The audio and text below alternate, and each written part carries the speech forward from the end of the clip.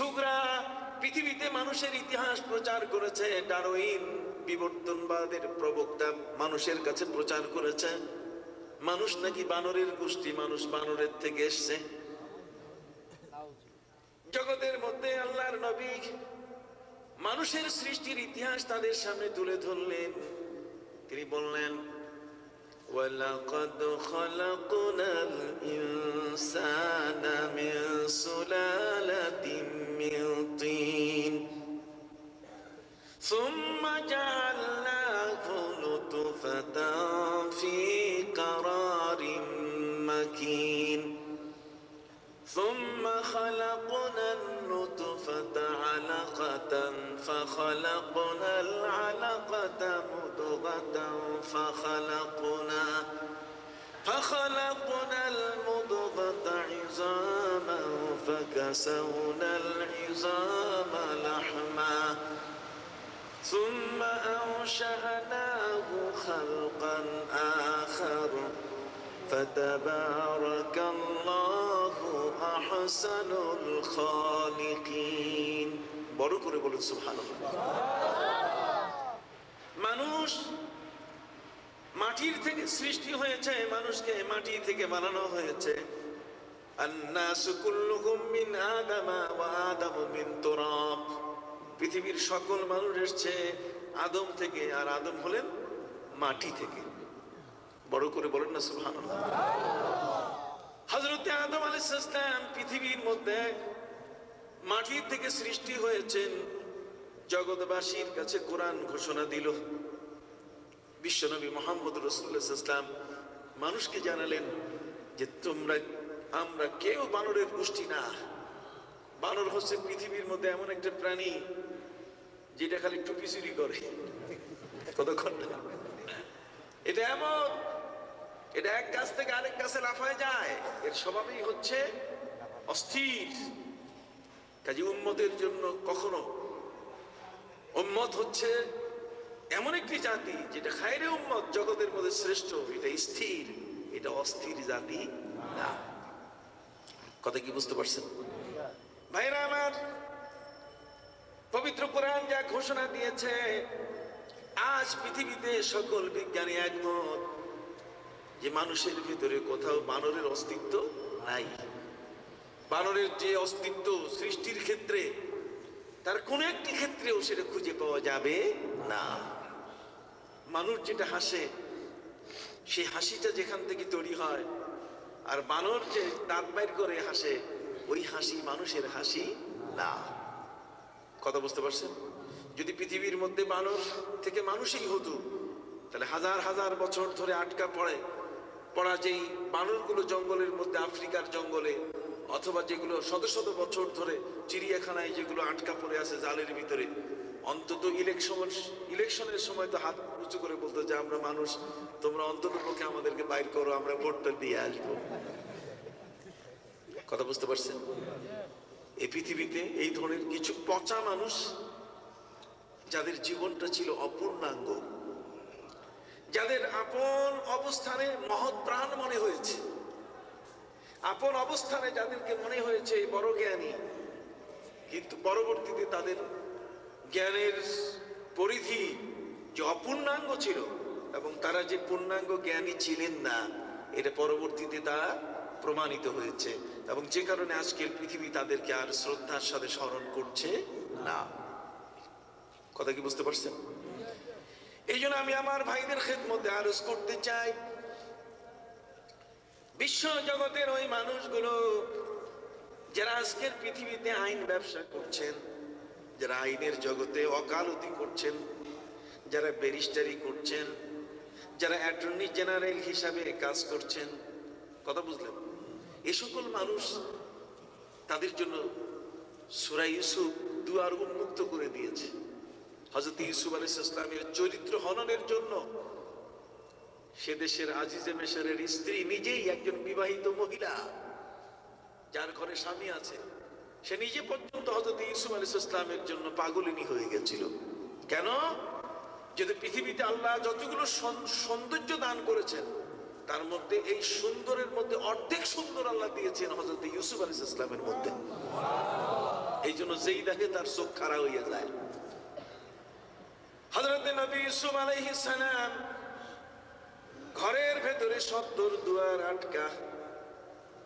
জুলাইখার নিবেদনকে তিনি কখনো গ্রহণ করেন নাই, প্রত্যাখ্যান করে তিনি বলেছেন, মাআযাল্লাহ, আমি আল্লাহর কাছে পানা চাই। রে নারী, তুমি জানো না এই পৃথিবীর মধ্যে এমন কতগুলো মানুষ যাদের অন্তরের মধ্যে প্রতিটি মুহূর্তে আল্লাহ হাজির আছেন। কোন একটি মুহূর্তের জন্য আল্লাহ তার থেকে দূরে সরে যান না। নবী ইউসুফ আলাইহিস সালাম উনি জেলখানার মধ্যে আটকা ছিলেন 7 বছর 7 মাস 7 দিন 7 ঘন্টা 7 মিনিট 7 সেকেন্ড। 7 বছর 7 মাস 7 দিন 7 ঘন্টা 7 মিনিট 7 সেকেন্ড দীর্ঘ সময় পর্যন্ত তিনি আটকা ছিলেন। হযরত ইউসুফ আলাইহিস সালাম যখন তাবির দুইজন যুবকের ক্ষেত্রে তাবির করে দিলেন, স্বপ্নের তাবির, পরবর্তীতে বাদশার কাছে গিয়ে যখন বলা হলো তখন তাকে বেকসুর খালাস দেওয়া হলো যে আপনি এখন অবমুক্ত, জেলখানায় আপনার থাকার প্রয়োজন হবে না। হযরত নবী ইউসুফ আলাইহিস সালাম ওই মুহূর্তে জেলারকে বলছেন যে আমি জেলখানা থেকে বের হব না। কেন? যে কারণে বের হব না যে জেলখানায় যে সেলে আমাকে রাখা হয়েছে, এখানে একাকী নিরিবিলি আল্লাহকে ভালো মতো ডাকতে পারছি। জেলখানার মধ্যে আল্লাহকে নিরিবিলি ডাকা যায়, অথচ আমাদের দেশে জেলখানার মধ্যে চোর ডাকাত হইয়া বাইর হয়ে আসে, ডাকাত গডফাদার টপ টেরর হইয়া বাইর হয়ে আসে। ওইখান থেকে ফোন করে, প্রেসিডেন্ট সাহেব আমার দলের এতগুলো পাঞ্জাবি লাগবে, ঈদ করবে, না হলে কিন্তু আপনার খবর আছে। কথা বুঝতে পারছেন? হযরত ইউসুফ আলাইহিস সালাম জেলখানাকে তিনি ইবাদতের জায়গা বানাই ফেলছেন। আর আমাদের দেশে জেলখানাগুলো অনেক সময় চাঁদাবাজির জায়গা হয়ে যায়। কথা কি বুঝতে পারছেন? ভাইরা আমার, নবী ইউসুফ আলাইহিস সালামের সেই জীবনী ঘটনায় কত চমৎকার পবিত্র কোরআন বর্ণনা করেছে। সেখানের মধ্যে যখন জুলাইখা তাকে নিজেকে অর্পণ করে বলছে আমি তোমার, হযরত ইউসুফ আলাইহিস সালাম দরজা দিয়ে আল্লাহু আকবার বলে দৌড় মারছেন।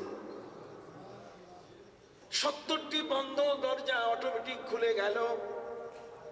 হযরত ইউসুফ আলাইহিস সালাম যখন দুয়ারের শেষ দুয়ারের বাইরের দুয়ারে যখন এসে গেলেন, তখন জুলাইখা পিছন দিক থেকে তার পাঞ্জাবি টেনে ধরছিল।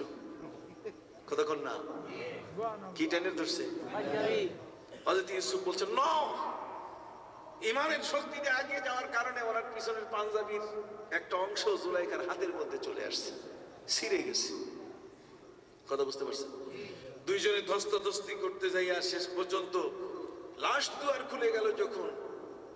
যখন তারা বের হয়ে পড়লো ঘর থেকে, সামনেই জুলাইখা তার স্বামী আজিজে মিসরকে ডেকে বলছে যে দেখো, যে গোলামকে তুমি বাজার থেকে কিনে এনেছো, আর সে যদি তোমার স্ত্রীর ইজ্জতের উপরে হাত দেয় তাহলে তার কি বিচার হওয়া উচিত।